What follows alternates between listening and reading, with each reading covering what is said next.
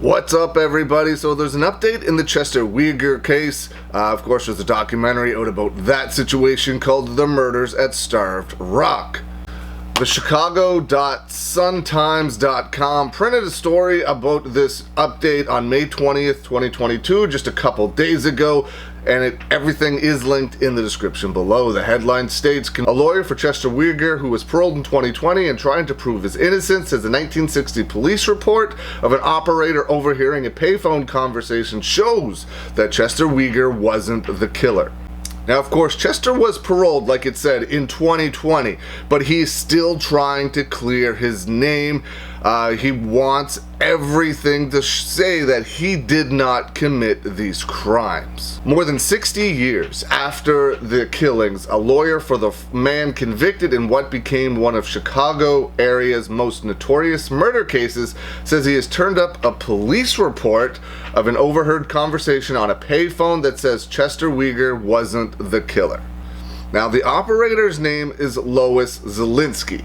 It states that Lois told the investigators that she was hesitant to report the conversation because operators weren't supposed to reveal anything they overheard, especially back then. Now, I mean, you may say, oh, you should have just done it anyway, but back in the 60s, things were a lot different. She states she even considered going to her priest for advice.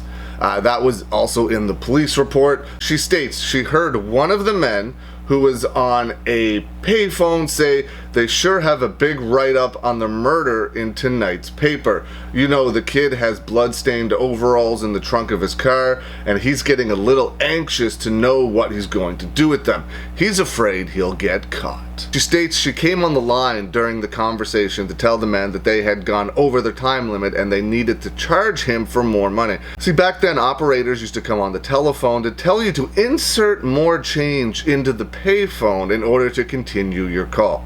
Unfortunately, the operator, Lois Zielinski, passed away in 2015, so she's not around now to be interviewed or discuss that phone conversation, but that police report is sure helpful. That is sure going to go a long way in proving whether Chester Weger committed this crime or not. Even though they're not admissible in court, Chester Weger did take 6 lie detector tests, and he passed them all. His attorneys also have evidence that state authorities told Chester he would be put to death in the electric chair if he didn't confess. So if that's not trying to coerce a statement, I don't know what is. That's out of the Coerce Statement 101 playbook. I mean, Chester was really young at the time. He was 21, I believe, at the time of the murders. Who knows what he was thinking? Who knows how scared he was? But yeah, I mean, if you want to get somebody to falsely confess, that's a good way to go about it. So we'll see what happens with this new evidence. We'll see if it clears Chester's name. They're also doing some DNA testing, I believe. They were supposed to already have the results back, but that was moved till August of this year. So we're still waiting to see what information comes from that, plus this new police report that was discovered. It's going to be an interesting time in the Chester Weger Murders at Starved Rock case. What do you think? What do you think of this? What do you think of the situation? Let me know. Leave some comments below. I hope you're having a great day, and I'll see you again soon.